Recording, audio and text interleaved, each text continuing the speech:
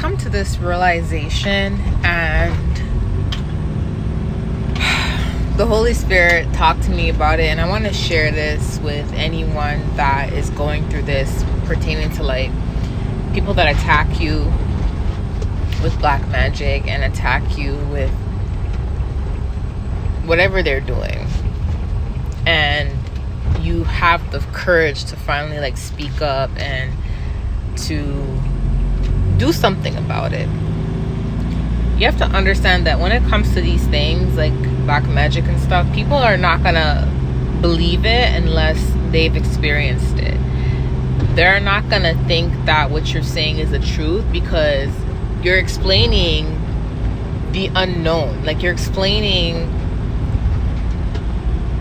really paranormal things that most people are in denial about, because a lot of people don't understand that the spiritual realm is real. There's a lot of people who choose to keep a veil on because of fear, and because of this they will choose to misunderstand you. They will choose to not believe you, not because they think you're lying. Some of them know you're telling the truth, but they just refuse to believe you because they don't want to accept the fact that this stuff is real, because that's going to contradict their reality. That's going to contradict their beliefs and what they program themselves to believe out of fear.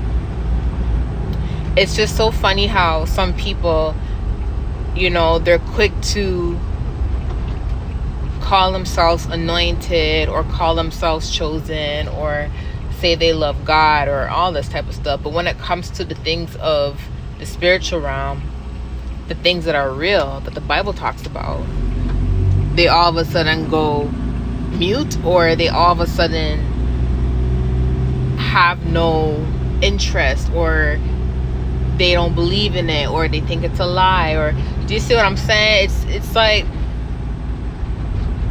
when it comes to these things, and when God puts you in a position to where you have to speak up, and people call you a liar, or they think you're lying, or they tell you you're crazy or mentally ill, like, you have to forgive these people. I know it's hard to hear that, but it's the truth. I'm even like learning this myself. You have to forgive them. You have to forgive them, because some people, this is something that they refuse to believe because of fear, again, and they won't understand it, and they won't be forced to accept that it's real unless it happens to them. And if you really think back to the times where this happened to you guys, and before this happened to many of you guys, before many of you guys were attacked, if you think back to the times where you may have heard about it online, or you may have heard about it on TV, and you're like, oh, I don't believe in this stuff's not real, and then as soon as it happens to you, it's like you start to have flashback moments of like when you doubted it, and you're like, whoa. Because I know in the past I doubted this stuff too, but when it happened to me, I was like, this is real. Like, I couldn't believe the things that I was seeing, the things that I was feeling, and I couldn't believe it, right? So you just have to forgive some of these people that may not believe you. You know what I mean? Like, with my situation, like, I have so much evidence, yet people still calling me a liar. People still saying I'm mentally ill and they don't believe me. But there's physical evidence. The people that believe me are the people that found the evidence, are the people that are helping me, that God sent to me. And even these people were shocked, because a lot of what I told them, they had to take my word for it until they found the evidence. When they found the evidence, they were shocked. They couldn't believe, they couldn't believe it. I don't want to say too much, but they couldn't believe it, because it literally changed their whole perception of things. And the fact that it's people that are supposed to be close to me that are doing it to me, the people that are helping me, they were hurt when they saw the physical evidence, because they're like, wow, like, how can someone do this like that, do this to you? It was to the point where they're like, this makes no sense. Like, why would they do something like this? But they couldn't deny the physical evidence, and this changed their perspective, because again, their mindset was, okay, I believe in this stuff, but I have never really seen any physical evidence. And then when they found the evidence, it was like, whoa. So what God taught me in this case is, even when you find, because there's some people that they don't see the evidence, they haven't seen the evidence, but they know there's physical evidence because it was revealed to them that there's physical evidence, although they didn't see it yet. Nobody has saw it yet other than the people that found it. But the people that know of it, because the people that are attacking me called everybody and made it, and when narcissists get caught, they will start calling everybody and trying to get everybody on their side as quick as possible. And that's the thing about narcissists. They have to be the one to put out their perspective of a story before the victim does. So they'll call everybody and tell their side of the story, so when the person that's actually the victim in the situation tells their story, no one believes the victim, because the narcissist has already has already planted their seed, right? So the people that the narcissist called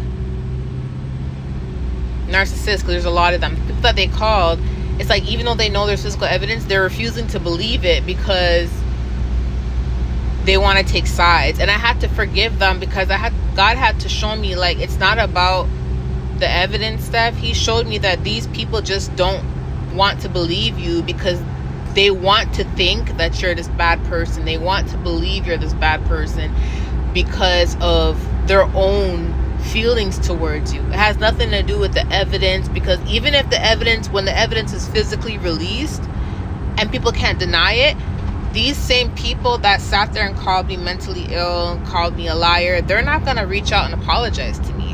Why? Because, again, their disbelief is not because of them thinking I'm really a liar. It's because they have an issue with me personally, right?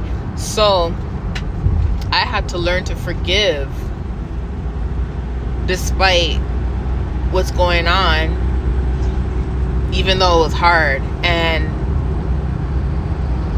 that really helped the situation. And that's what I'm trying to tell you guys. Like, if you're going through this and no one believes you, and you're being called names and all these types of things, and trust me, don't hold any like anger in your heart or any like resentment in your heart towards these people. Forgive them, because I'm telling you right now, it's going to be a lot harder for them when the truth comes out than it will be for you.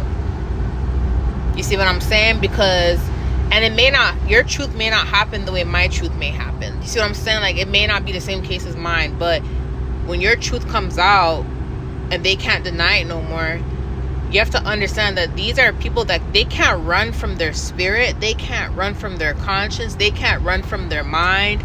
They can't run from their heart. They can't run from God. Like, these are things that we have that we cannot get away from.